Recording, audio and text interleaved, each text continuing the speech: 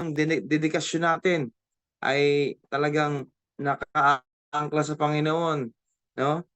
Your church will grow, no? Lalago. Lalago po talaga.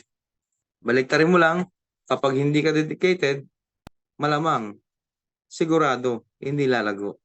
Ayan. So, sabi rito, hallelujah, this is a favorite might ba yun? Promoted as at pastors.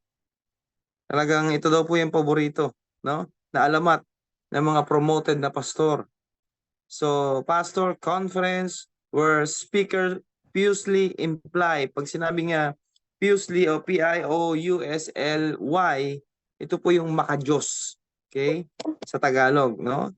Piously imply that if your church, ayan, if your church daw po is not growing. So, the problem po, ang problema po ay lack of dedication, no? Pag sinabing lack, kulang, no? Kulang, no? Kulang ang dedikasyon na ibinibigay, no? Siyempre pag hindi ka dedicated, no? Sa iyong pamilya, sa iyong wife or husband, ay siguradong magkakaroon yan ng problema. Pag hindi ka dedicated sa iyong trabaho, at kung gusto mo lang pumasok, doon ka lang papasok, sigurado, ang kasunod nun, sibak ka na sa pwesto, sibak ka na sa trabaho, no? Kapag hindi ka dedicated, no? Sa timbangan ng pagtitinda mo ng isda, sigurado yan, at ilalampasan mo pa ng isang guhit, dalawang guhit, pandaraya yan, malamang sa malamang, hindi ka pagpapalain ng Panginoong Diyos. Nasa Proverbs din po yan, no? At kung hindi ka dedicated, no? Sa mga kapwa-tao, ayan, na ang tingin sa iyo ay talagang alam mo na ikaw ay okay sa kanya, pero behind pala doon, yan, ay meron kang ibang agenda or motibo, nakikita po yan ng Panginoon. Napakahalaga po mga kapatid, itong pinag-uusapan natin na number 5. If you are dedicated enough, your church will grow. Kaya sabi rito, they say, sabi ng iba, hallelujah, they say if you'll just stay doctrinally pure, no, doktrina daw, no? Preach the word, no? Sabi nila, pray more and be dedicated, then your church will explode with grow. No? Pag sinabing explode, mga kapatid, ay talagang malaki ang impact niyan, mga mahal kong kapatid, no? Malaki ang impact niyan. Bakit kaya yung kanilang gawain ay lumalago at nagpapatuloy hanggang ngayon? Bakit kaya, no? So, ibig sabihin, kapag ganun po ang isang gawain mga kapatid, ay talagang marami ang nananalangin, marami talaga ang patuloy na nakikipagtulungan, no? At syempre, ang glory ay sa Panginoon. So, instead, sabi dito, it sounds so simple and so spiritual, but it just isn't true, no? Instead of being encouraged by these conferences, many pastors leave feeling more guilty, no? Leave feeling more guilty, more inadequate, and more frustrated, no? Hindi sapat, ibig sabihin, inadequate, no? At mas bigo. Ayan, yung pala yon. So, may mga pastor daw, no? Na talagang hindi naman lahat, no? Ay talagang hindi ganun sila ka-dedicated, no? Sa gawain o ministeryo ng Panginoong Diyos. Nakakalungkot yung ganun. At meron na rin po ako mga nakitang ganun. At nakakalungkot po, ano? At purihin ng Diyos. Pero wag po natin silang, bakit ganito yung pastor na yan, ganito, ganyan. Ang gawin po natin mga kapatid, ay ipanalangin po natin sila. Hindi natutuwa ang Panginoong Diyos na bumabagsak na nga yung leader, bumabagsak na nga yung kapatiran, kung ano-ano pang pinagsasasabi natin. No? Ang gawin po natin mga kapatid, tulungan po natin sila at ipanalangin po natin sila na mas lalo pang patatagin ng ating Panginoon. Yun ang tunay na Kristiyano, no? Hindi yung bumagsak na nga yung church, tuwang-to ay ano kasi mga tao diyan no? Nangyayari 'yan, no? Pinag-uusapan ng negatibo, ayaw na ayaw ng Panginoon 'yan. No, natutuwa ba tayo na bumagsak yung church na 'yon? Natutuwa ba tayo na nabuwag yung church na 'yon? Hindi dapat. Dapat ay tulungan natin sila ipanalangin, tulungan natin sila kung ano yung pwedeng magawa, no? 'Yun ang tunay na may pag-ibig, no? So, hallelujah. Sabi rito, I know hundreds of dedicated pastors whose churches are not growing. They are faithful to God's word. They are pray earnestly and consistently. Tuloy-tuloy, no? Yung kanilang pananalangin, no? Yung faithful nila sa Panginoon, sa salita ng Diyos. They preach solid message. Pag sinabing solid message, mga kapatid, yan yung talagang matitindi ng mga preaching. Yan yung mga karnina, no? Yung mga pastor na ito. And their dedication is unquestioned. But still, their churches refuse to grow. Bakit kaya? It is an insult to say that their problem is lack of dedication. No? Yun ang problema talaga, mga kapatid. No? Pero tulad nga ng sabi sa inyo, kung ang pastor na iyon ay nagkukulang, no? At kulang sa dedikasyon, no, sa gawain ng Panginoon, sa maraming kadahilanan, no? Ay pwede natin sila, mga kapatid, na kausapin kung ano yung problema, yung tulungan, no? Ganun dapat, mga kapatid. So, few things infuriate me faster. These are good, godly pastor who serve God wholeheartedly. It takes more than dedication to lead a church to grow. Talagang matagal, mga kapatid, no?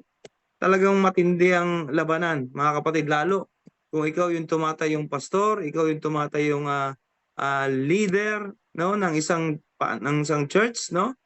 At ang sabi rito, one of my favorite verses, sabi ni Pastor Rick Warren, ay yung is Ecclesiastes 10:10. Okay, basahin ko po ano. Mangangaral, no? Pag sa English talagang parang nagkakabuhol-buhol yung ating deal, Ecclesiastes. Yan. Mangangaral 10:10. At napag-aralan na po natin ito, mga kapatid, ano? Ang sabi rito, hallelujah, if the axe, no, AX, o yung palakol, is dull, mapurol daw, and its edge unsharpened, more strength is needed, but skill will bring success. Ang palakol daw po, no, ay pumupurol kapag hindi inihahasa. Ang mahusay na plano ay nakatutulong ng malaki sa pagtatagumpay. Yan. Alam niyo mga, ang palakol ay mapurol na kapag ginamitan mo po ng lakas at dedikasyon para maputol ang isang puno o kung ano man yung kanyang itinataga, no, sa bagay na yon, no, mapuputol at mapuputol pa rin yon. Why? Because nandun yung kanyang dedikasyon na kahit yon ay mapurol at hindi pa niya hinahasa, purihin ng Diyos, lalo na kung inihasa pa, no? Ibig sabihin, mga kapatid, kahit na matagal na po tayo sa gawain ng Panginoon, dapat, mga kapatid, nagpapahasa pa rin tayo sa salita ng Diyos.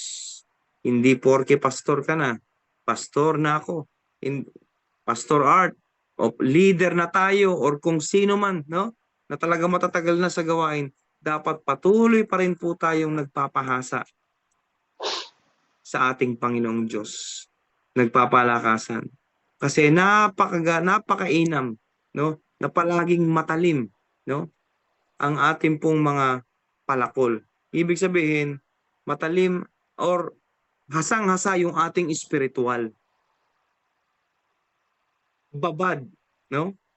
Babad, no? Sa pag-aasa, no, ng salita ng Diyos. Hindi para ipang-debate, ha? Huwag ganon.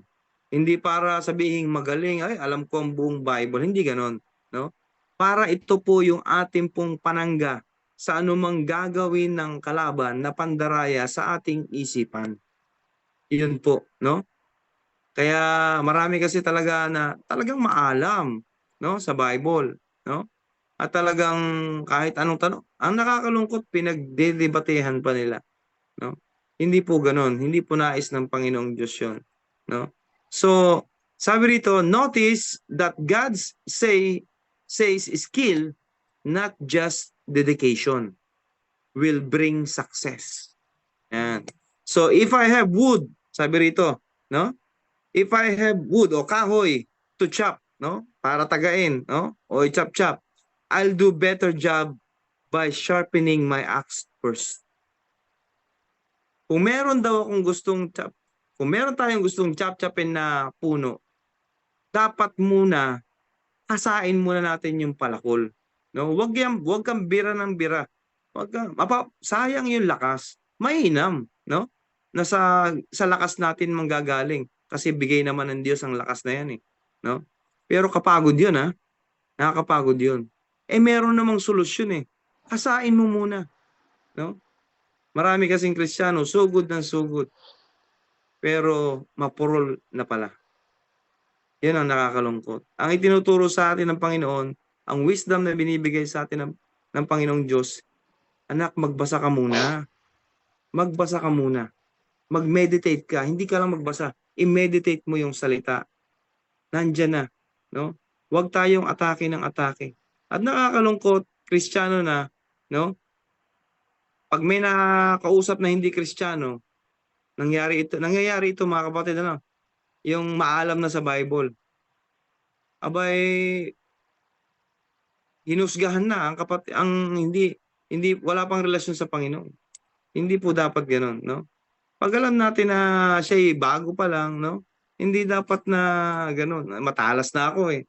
Asa-asa ako sa salita ng Panginoon eh. Yari ka sa akin. Hindi ganoon, kapatid. Kailangan marunong tayo makiramdam doon sa ating nakakausap, no? Lalo't kung siya ay bagong-bago pa lang. Amen? So, ayan. Purihin ng Diyos. So, tuloy po tayo. Ang sabi po rito, hallelujah, sharpen your ministry. Ayan. Take the time, learn to skill you need in ministry. No? Take the time to learn. Ibig sabihin, hindi agad-agad. Talagang matagal, mga kapatid, no? At ang Lord ang bahalang mag-appoint sa bawat isa sa atin, no? Pero wag nating mamadaliin. Wag nating mamadaliin, no? A lot of time, sabi nga rito eh. At bago tayo umawak ng isang ministry, mga kapatid, dapat talaga ay nandoon na tayo po ay talagang nagbabasa, nag-aaral, dumadalo, no, sa mga pag-aaral. Kasi anong maisasagot natin kung tayo mismo hindi nagbabasa, hindi nag-aaral, hindi nagsasaliksik ng salita ng anong isasagot natin sa kanila? Wala, no? Kaya ulitin ko ulit, paano tayo makapagbigay ng piso kung wala naman tayong piso, no? So, purihin ng Diyos. At ang sabi rito, sharpen your ministry acts by reading books. Ayan. Attending conferences. Dapat daw uma-attend tayo sa ganyan. Amen? Listening to tapes o yung mga, kahit sa panahon natin ngayon, YouTube na eh. No? Sa mga preaching, no? Dapat daw nakikinig din tayo niyan, no? And by observing working models, no? Dapat ino-observe din natin kung sino yung ating mga pinapanood, no? Yung mga talagang preacher na talagang grabe ang anointing, pero hindi natin sila dapat i-idolize, no? Hindi, si Lord lang, si Jesus Christ lang, wala nang iba. Amen? So sabi rito, ano pa? You're never wasting time when you're sharpening your axe. Skill bring success, no? Hindi raw nasasayang yung ating oras, mga kapatid, kapag tayo ay nagpapahasa sa sa salita ng Diyos. Never nasasayang yan. Skill brings success, mga kapatid. No? Kaya napakahalaga, mga kapatid, na talagang tayo po ay babad. No? So in our church, there are there are number of professional pilots, sabi rito, who fly for the major airlines. Alam niyo yun, yung talagang matitindi ng mga piloto na talagang grabe silang mag-arrive, mag-take off, take off ba tawag doon? Yung lilipad na. Tapos yung magla-landing, no? Minsan may nakita pa akong eroplano sa Jeddah, sa Saudi Arabia ko nakita. Talagang ang tagal niya, hindi siya umiikot, naka-steady lang yung eroplano. Sabi ko, ang galing nito ah. Yung pala, kaya pala nangyayari yung mga ganun, mga kapatid, no? Ayan, skills without empathy is empty. Ayan, sabi ni Ate Jonalyn, ano? So, nung makita ko tong eroplano na to, mga kapatid, ay bakit naka-steady? Yung pala, dun sa lalandingan, meron pang nauna na hindi pa siya po pwedeng bumaba. Ganun pala yun, no? So, minsan nangyayari pala yun na nagkakasabay, no? Ang ibang eroplano sa airline na bababaan, no? So, grabe yung mga piloto, no? So, sabi rito, they tell me that no matter how long they've been pilots, kahit daw gaano na sila katagal na piloto, the airlines require that twice a year, mga kapatid, itong mga piloto na ito, spend a week retraining and sharpening their skills. So, ibig sabihin, mga kapatid, kaya pala nakita ko yung isang pastor do sa nasa Singapore na ngayon eh. Nag-aaral po siya, no? Pastor na siya sa Iloilo at ngayon 6 months siyang may pag-aaral doon sa Singapore, sa City Harvest pa, no? Sa City Harvest at nakakausap ko po siya, grabe ang sa worship pa lang yung anointing ng pag-awit doon. Grabe daw. Talagang tatayo ang balahibo mo at talagang matindi, no? Ang anointing, no? At lalo yung mga mentor nila at kung manalangin daw sila, hindi minuto, oras. Grabe ang panalangin nila, no? Ganun manalangin, no? Yung kanilang mga mentor. At ang sabi rito, mga kapatid, when I asked them retraining is required so often, the answer was because people's life, no? Ito mga piloto, because people's life depend on how skilled we are. That's true of ministry as well. Should we be any less concerned about keeping our skills up to date? Yan. So, sa Saddleback Church daw, we offer a basic training conference for church leaders and pastors at least once a year. Mga pastor na ito. Pero meron pa ring pag-aaral, no? Kahit doon po sa pinanggalingan ko po, mga kapatid, no? Saudi Arabia, sa Lorimi. Kahit mga pastor na, sila muna, no? Yung nauuna na mag-aral. Susunod na yung mga primaries, sunod na yung mga leaders, sunod na yung mga members. Ganun po, mga kapatid. Talagang may pag-aaral, no? Para pagtapos nilang na mag-aral, yung po ngayon ay nag-SOL2, no? Practicum po sila ng pagpapatanggap, no? Doon nakikita ko po yung live nila. Purihin ng Diyos at marami ng manggagawa ang ating Panginoong Diyos, no? So, even though our staff is truly acquainted with Saddleback vision, strategy, and structure, I require each of them to attend the conference. No? Grabe sila pastor requiring, ano? We all need to have our vision re-energized, and our skills sharpened on a regular basis. Pansinin po natin, pag hindi po tayo nagbasa isang araw, 2 araw, 3 araw ng Bible, anong nararamdaman natin? Parang may kulang. Kapag hindi tayo naka-attend ng Sunday service o Friday service no? May kulang. Paano pa kaya sa pag-aaral o sa mga gawain na katulad nito? Di ang laking kulang. Ay hindi kahit di na ako umattend diyan, yan yung mga katwiran no. Nagbabasa naman ako, nananalangin ako. Kapatid, marami pa rin na pwedeng maitulong ang mga pag-aaral sa mga panambahan. Tandaan niyo po yan mga kapatid. Marami ang maitutulong nun sa ating paglago. Kaya pag may mga ganon, to God be the glory. Bago po ako nakauwi ng bansang Pilipinas, talagang sinabihan ko po yung aming head pastor na, pastor, kasi nga talagang gusto ko na umuwi hindi ko pa tapos yung School of Leadership 3. Kaya kahit na malayo yun, kahit sa main church 1 yun, talagang every Friday, sabi ko kahit mamasahe ako. Kasi sayang yung yung opportunity, yung pribilehiyo, no, na ipinagkakalob ng Panginoon. To God be the glory, natapos po yun sa biyaya ng Panginoong Diyos. So, nasa talaga nasa dedikasyon talaga natin mga kapatid. Yung puso natin ay talagang nakaangkla na sa Panginoon, buhay na natin ang maglingkod sa Diyos. Walang mahirap. Walang mahirap mga kapatid. Walang mahirap. Basta i-desire mo, i-desire natin, no? Kung gusto mong umawak ng o maging leader ng isang cell group ministry, tayo muna ang magpaturo. Kasi kung magtuturo agad tayo, na tayo rin naman ay dapat turuan din. At marami pa tayong dapat malaman, kahit po ako.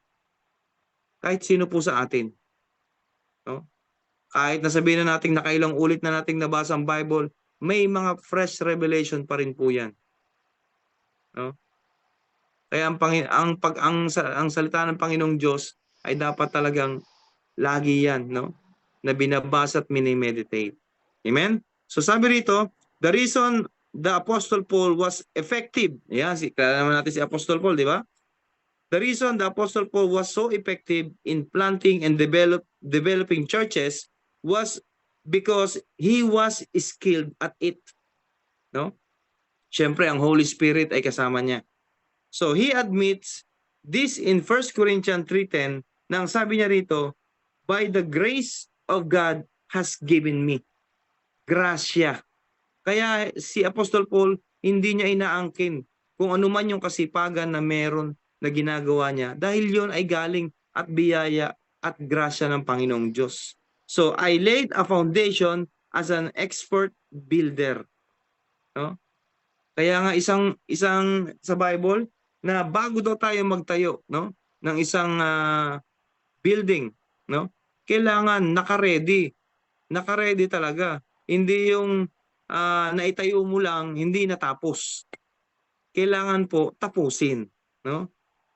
At kailangan po talaga makaabot tayong lahat sa finish line. Amen? So, Paul was an expert at building churches. Hallelujah. He was not haphazard builder who did shoddy work. Not only was he dedicated to his task, he was skilled as using the right tools. Meron po siyang right tools, no?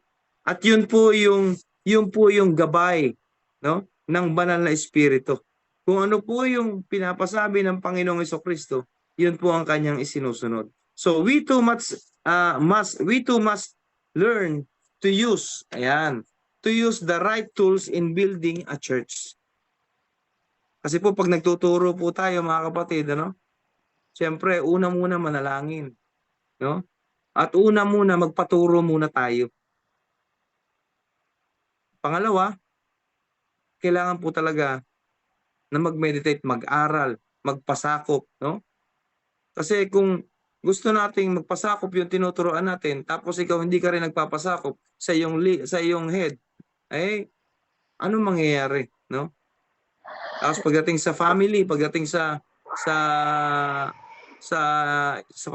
pamilya nyo, ay hindi ka rin mautusan, ay wala rin, no?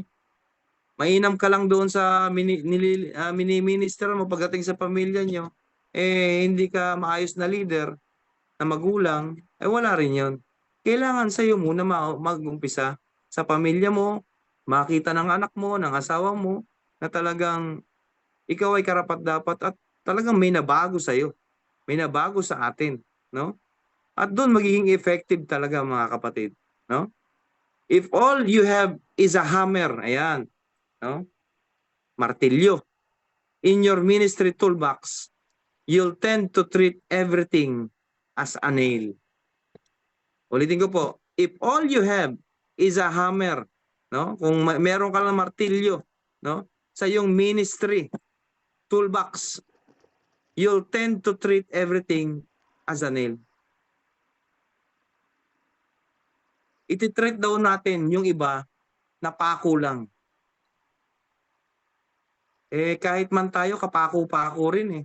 Pag minartelyo tayo ng Panginoong Diyos, minsan matigas ang ulo natin. Di ba? Minsan pasaway tayo. Ito ang inuutos ng Panginoon, ayaw nating sumunod. Tayo pa rin ang nasusunod. Ay dapat talaga tayo pukpukin eh. No? Pero purihin ng Diyos. No?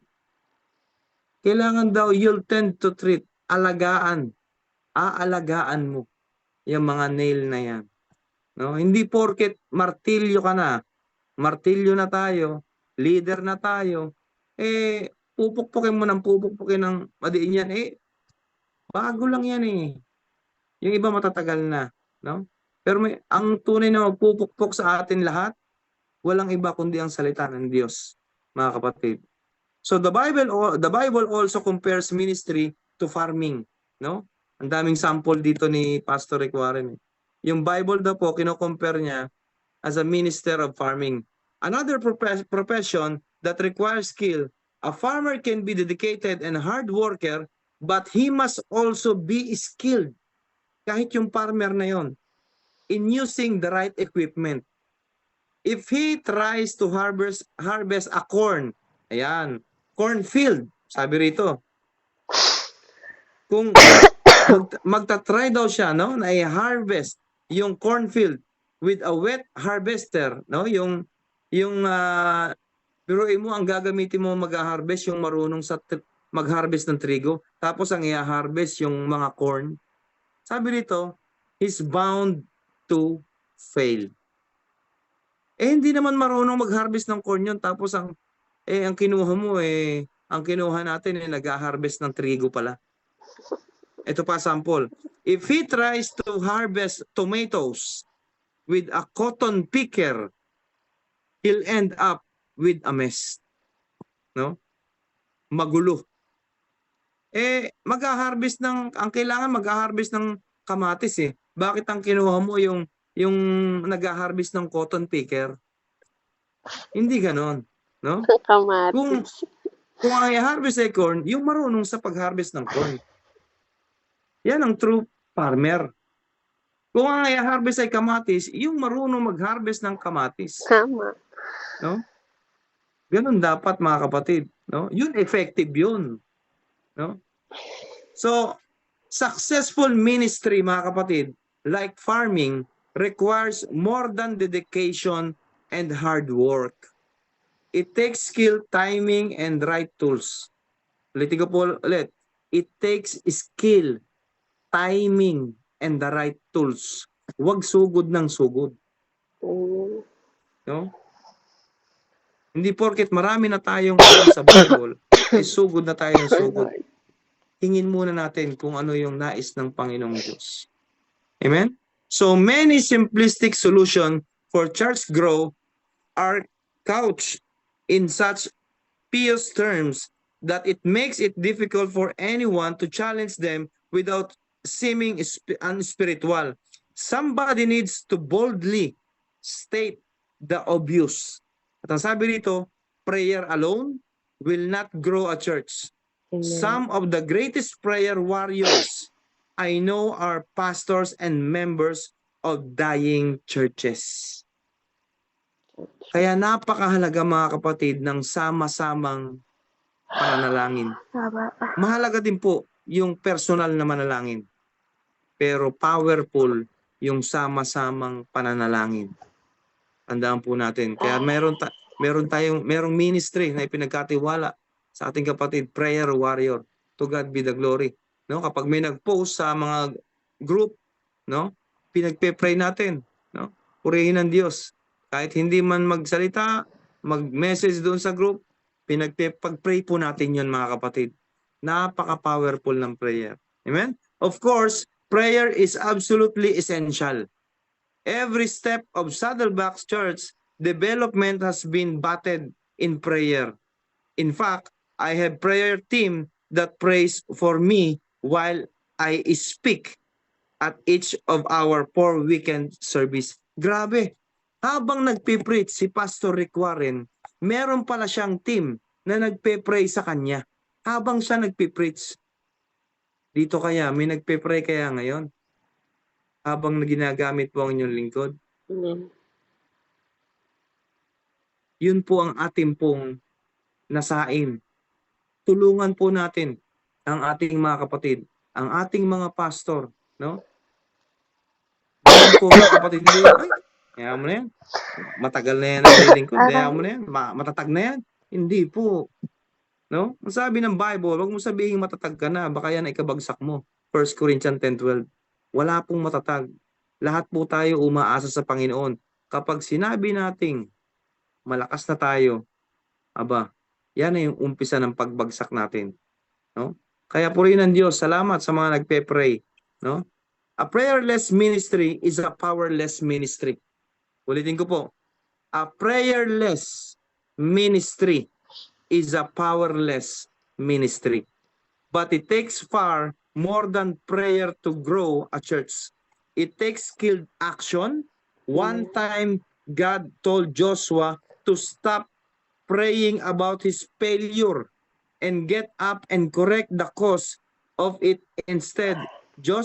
Sabi sa Joshua chapter 7, there is a time to pray and there is a time to act responsibly. No? There is a time to pray, no? May oras ng pananalangin at meron ding oras na yung responsibilidad natin sa bawat isa. Amen? So we must always be careful to avoid too extreme position in ministry. Ayan. Avoid daw, no? Be careful daw, mga kapatid, to avoid too extreme position in ministry. No? Ano kaya ito, no? One extreme is to assume all responsibility for the growth of the church. And the other extreme is to abdicate all responsibility for it. Kaya mga kapatid, wag nating sakupin lahat. Wag nating sakupin lahat. Yung kaya lang po, no? Ng may katawan, ng templo. Hindi natin magagampanan lahat yan. Never. Ay, salamat, Lord. No? At dumarating pa, mabuburnout ka pa tayo niyan. No?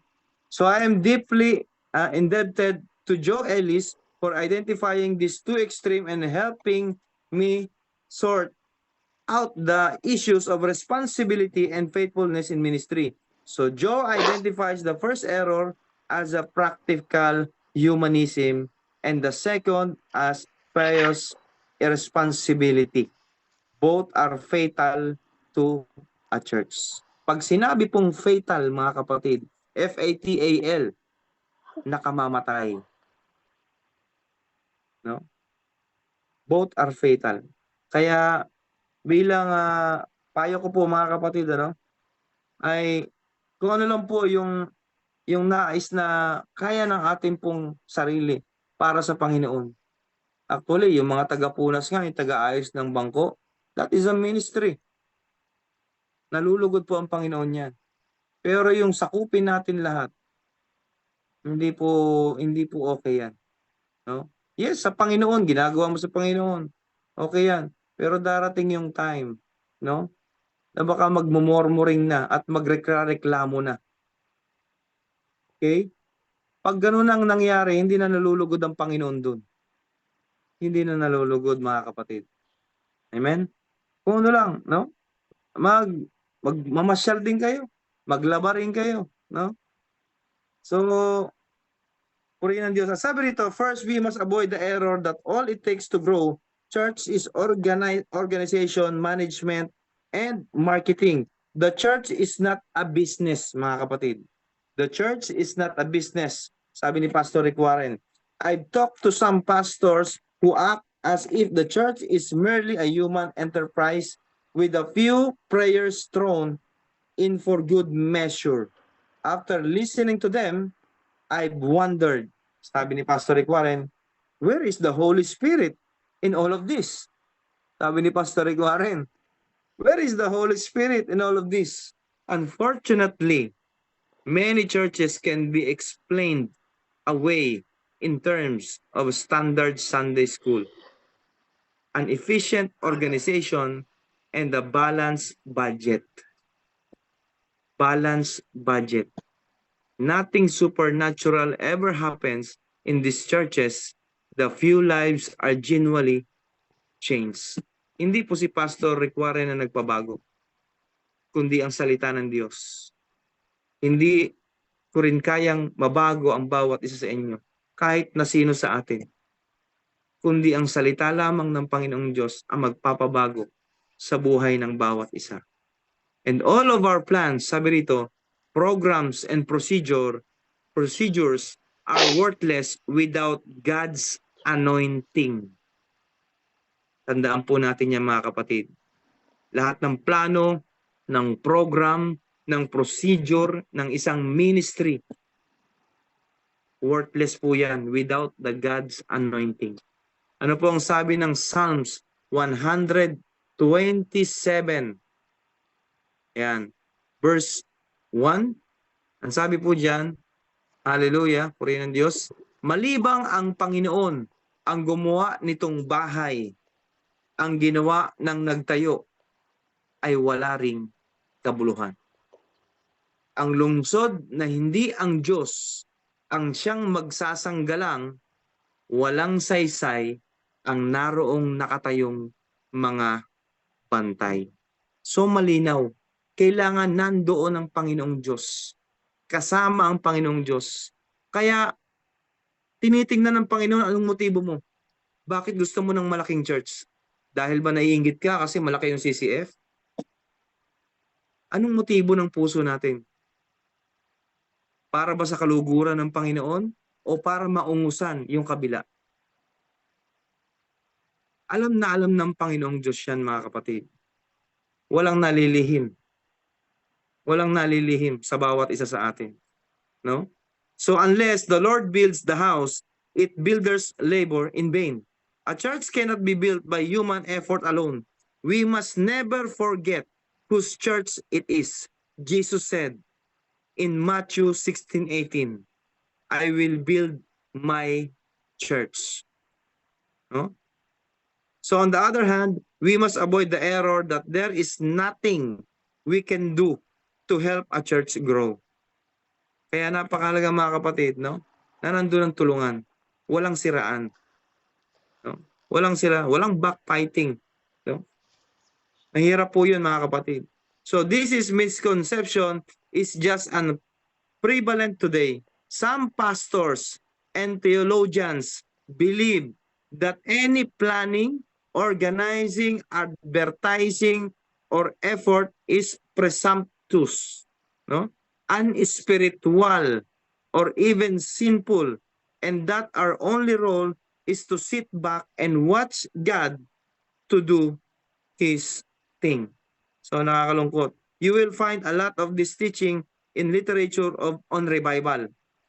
In a sincere desire to emphasize God's work in revival, all human effort is disparaged. This way of thinking produces passive believers and often uses spiritual sounding excuses to justify a church failure to grow. Kaya meron din mga churches talaga, no? Nakakalungkot na nagkakaroon ng siraan. Kaya talagang yung pag-grow failed, no? Pero tinuturuan tayo ng mensahe ngayon na dapat ay tinutulungan natin ang ating mga pastors, mga leaders, no? Hindi para siraan sila patalikod, no? Nakakalungkot yung ganoon. Ayaw na ayaw ng Lord niyan. So the Bible clearly teaches that God has given a critical role to play in accomplishing His will on earth. Church Grow, mga kapatid, is a partnership with God and man. Church Grow. Partnership daw po between God and man. Diyos at tayo. Tayo nagtutulungan. Churches grow by the power of God through the skilled effort of people. Lahat po tayo skilled. Iba-iba nga lang. Pero lahat yon ginagawa natin para sa kapurihan ng Panginoon.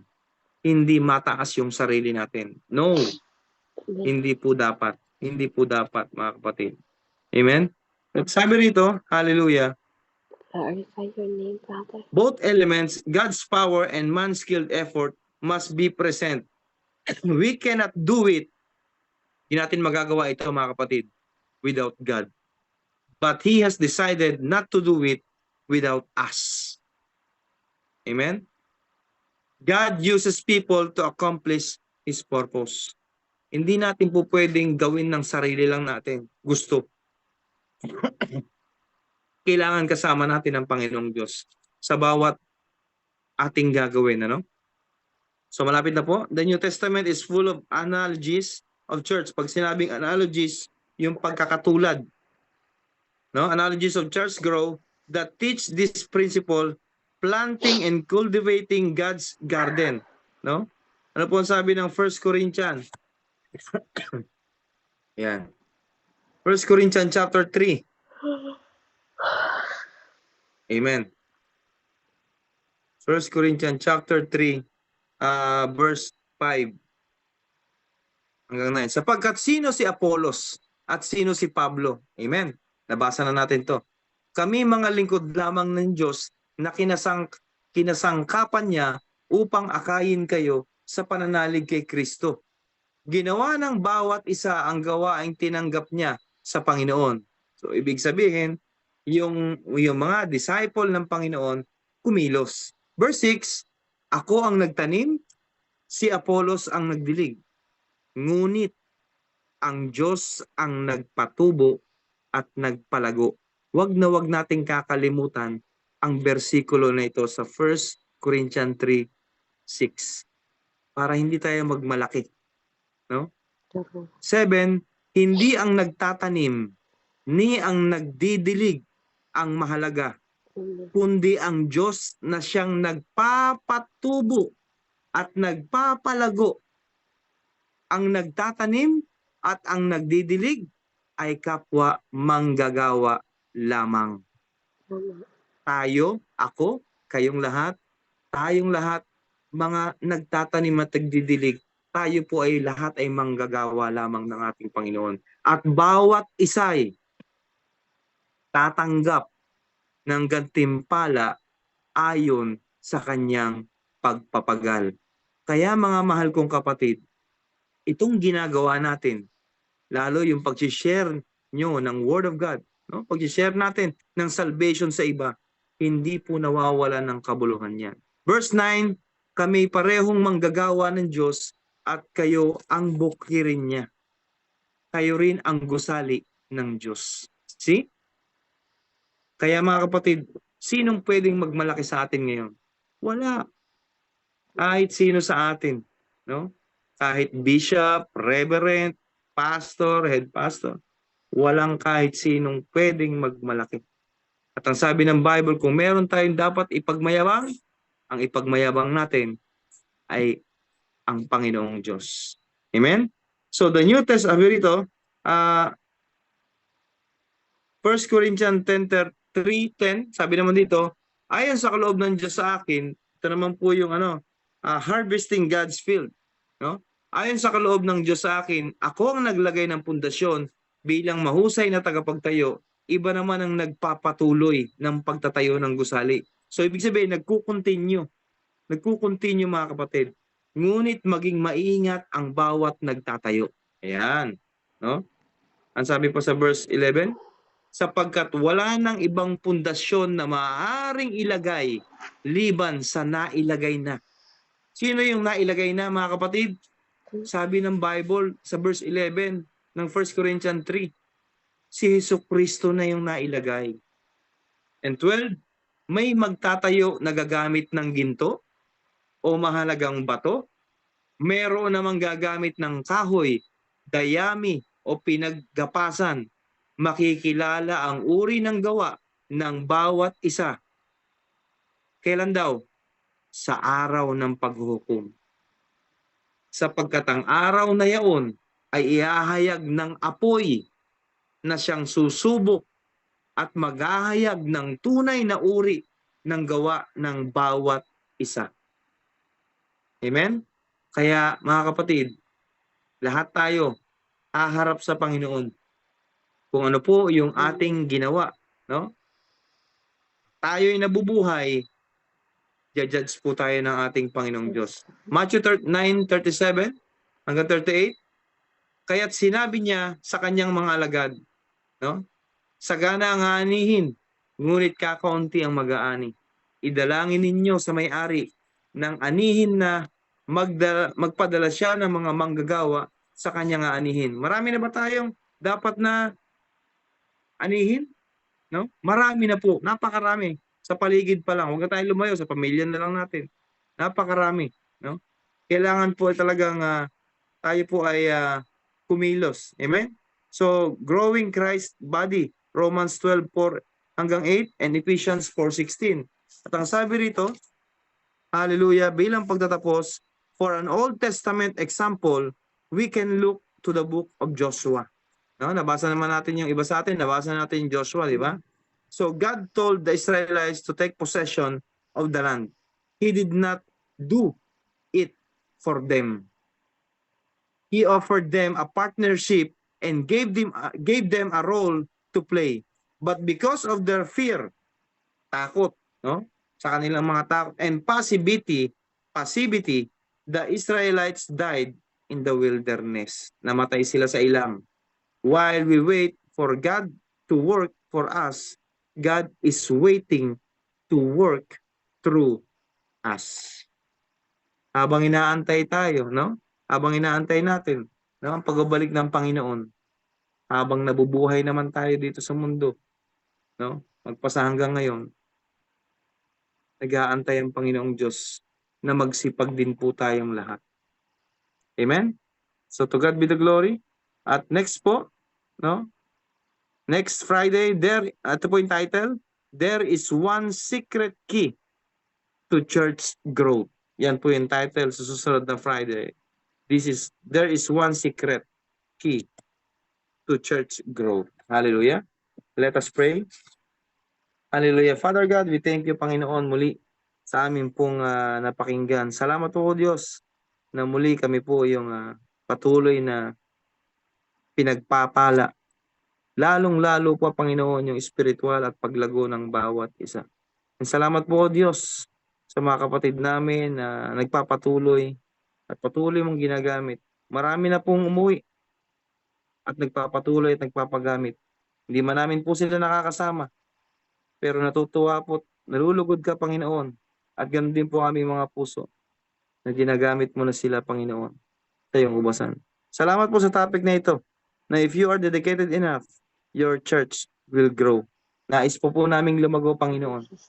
Nais po naming tumahak, Panginoong Diyos. Hindi man namin kasing kayanin yung katulad ng ginawa ni Apostol Pablo. But I believe, Lord, sa bawat puso ng bawat isa, anumang sitwasyon ng aming buhay, patuloy po namin gagamitin itong church na ito, itong templo na ito, para parangalan ka. Malinaw po ang mensahe. Ikaw po ang nagpapatubo at nagpapalago. Kami lamang po ay manggagawa. At salamat po, Diyos, sa muling pagpapaalala na kailangan naming hasain ang aming mga palakol. Ang aming spiritual na katatayuan, kailangan naming patalingin. Sa iyo po, ang papurit, pagsamba at pagdakila, pagluwalhati sa pangalan ng Diyos na Anak at Banal na Espiritu. Amen. To God be the glory. Salamat po. Ayan, magsundo lang po ako sa aking anak. God bless po.